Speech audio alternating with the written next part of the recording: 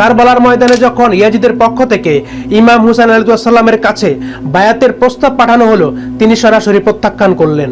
কারণ হযরত ইমাম হুসাইন আলাইহিস সালাম কোনো জালিম ও অন্যায় শাসকের সামনে মাথা নত করতে পারেন না।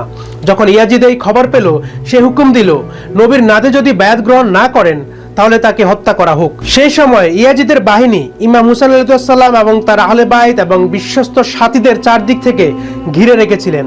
বাহিনী সিদ্ধান্ত নিল 10 মুহররমের আগেই আক্রমণ করা হোক। যখন এই খবর ইমাম হুসাইন আলাইহিস সালামের কাছে পৌঁছালো, তখন তিনি তার ভাই হযরত আব্বাসকে ডাকলেন।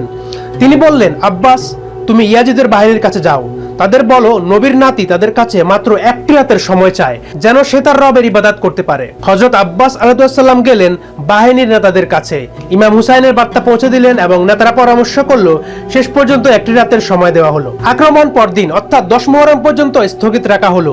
এই রাতটিকেই বলা হয় আশুরার রাত। সেই রাতে ইমাম হুসাইন আলাইহিস সালাম এবং তার বিশ্বস্ত সাথীরা পুরো রাত ইবাদত, দোয়া এবং আল্লাহর জিকিরে কাটিয়ে দিলেন।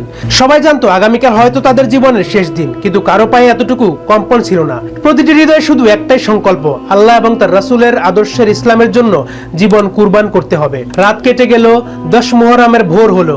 ইমাম হুসাইন আলাইহিস সালাম তার পুত্র হযরত আলী আকবরকে বললেন, বেটা, আজান দাও। আজানের ধ্বনি কারবালার বাতাসে ছড়িয়ে পড়ল। আহলে বাইত এবং রাসূলুল্লাহ সাল্লাল্লাহু আলাইহি সাল্লামের প্রিয় সাথীরা নামাজের জন্য দাঁড়িয়ে গেলেন।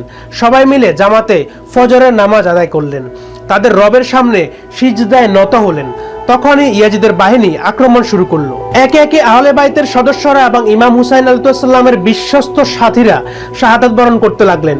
দেখতে দেখতে রাসূলুল্লাহ সাল্লাল্লাহু আলাইহি সাল্লামের পরিবারের সকলেই শহীদ হয়ে গেলেন।